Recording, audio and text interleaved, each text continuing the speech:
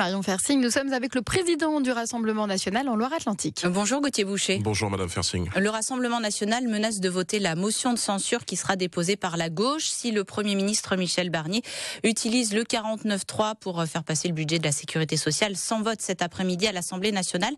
Vous êtes donc prêt à vous allier à la gauche pour renverser le gouvernement ? En tout cas, nous sommes prêts à appliquer la censure si Monsieur Barnier, le Premier ministre, n'applique pas la politique qui est décidée majoritairement par le peuple français. Parce qu'il y a eu 11 millions d'électeurs pour une politique tout à fait différente que celle de Monsieur Barnier ou des macronistes en juillet dernier aux élections législatives. Il y a eu une autre politique qui a été décidée dans les urnes.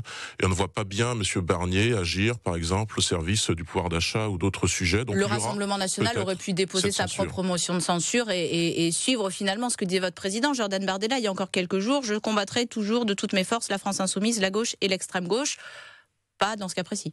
Oui, mais ça n'est pas une alliance pour autant avec des députés de gauche. Simplement, des députés d'une autre opinion politique que la nôtre vont déposer une motion de censure, peut-être pas pour les mêmes objectifs finaux d'ailleurs, mais il y a la nécessité de voter cette censure, si cela est décidé bien sûr par le groupe du RN cet après-midi. Il y a selon nous la nécessité. Tout n'est pas encore décidé, il reste encore plusieurs étapes. Décidé, ça sera peaufiné cet après-midi, mais si d'autres députés votent la censure, pourquoi pas ? En tout cas, il doit y avoir une majorité de représentants à l'Assemblée nationale pour décider d'une autre politique que celle du gouvernement Barnier. Gauthier Boucher, c'est quoi cette autre politique ? Le Premier ministre Michel Barnier a fait des concessions qui vont dans le sens de ce que souhaite le Rassemblement national ces derniers jours.